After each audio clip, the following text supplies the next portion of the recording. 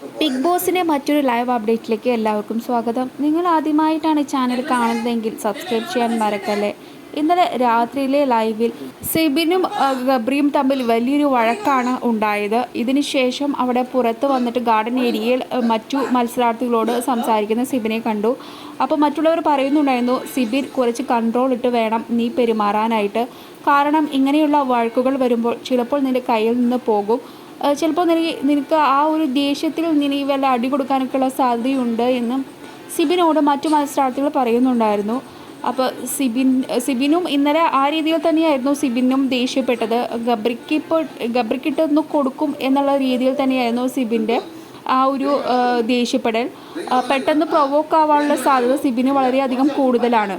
അപ്പോൾ സിബിനും പറയുന്നുണ്ട്, ഞാനൊരു കുറച്ചൊരു സ്റ്റെപ്പ് ബാക്ക് ഇട്ടിട്ട് മാത്രമേ കളിക്കുന്നുള്ളൂ, എൻ്റെ കളികൾ ഞാനൊരു മാറ്റി പിടിക്കും എന്ന തരത്തിലാണ് അവിടെ സിബിൻ സംസാരിച്ചത്. പിന്നെ അവൻ എന്നെ തന്നെ, എൻ്റെ ഡിഗ്നിറ്റിയെ തന്നെ കളിയാക്കുന്ന രീതിയിലുള്ള സംസാരമാണ് അവിടെ ഇന്നലെ നടത്തിയത്. അത് വളരെ മോശമായി ഗബ്രി ചെയ്തത് എന്നും സിബിൻ പറയുന്നുണ്ട്.